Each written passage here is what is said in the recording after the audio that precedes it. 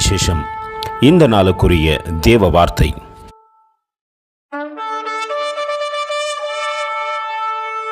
Hear me when I call, O God of my righteousness.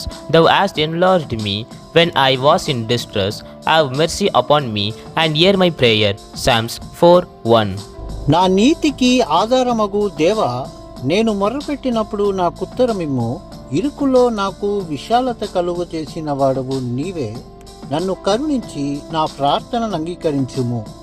కీర్తన గ్రంథం 4వ అధ్యాయం 1వ వాక్యం. என் நீதியின் தேவனே, நான் கூப்பிடுகையில் எனக்கு பதிலருளும். நெருக்கத்தில் இருந்த எனக்கு விசாலம் உண்டாக்கினீர். எனக்கு இறங்கி என் விண்ணப்பத்தை கேட்டருளும். சங்கீதம் 4:1. அன்பின் தேவ பிள்ளைகளே, எந்த மனிதன் தேவனுடைய சத்தத்திற்கு கீழ்ப்படுகின்றானோ அந்த மனிதனுடைய சத்தத்தை தேவன் கேட்கின்றார். யோசேப்பை குழியில் போடும் பொழுது எத்தனை பேர் கேட்டார்களோ தெரியவில்லை. பரலோகத்தில் வீற்றிருக்கிறவர் அவர் சத்தத்தை கேட்டு இஸ்மவேலரை அனுப்பி கொடுத்து அவருடைய பாதையை விசாலம் உண்டாகத்தக்கதாக செய்தார். அவர் பார்வோனுக்கு முன்பாக நின்றது மட்டுமல்ல, பார்வோனுக்கு அடுத்த ஸ்தானத்தில் உயர்த்தப்பட்டார்.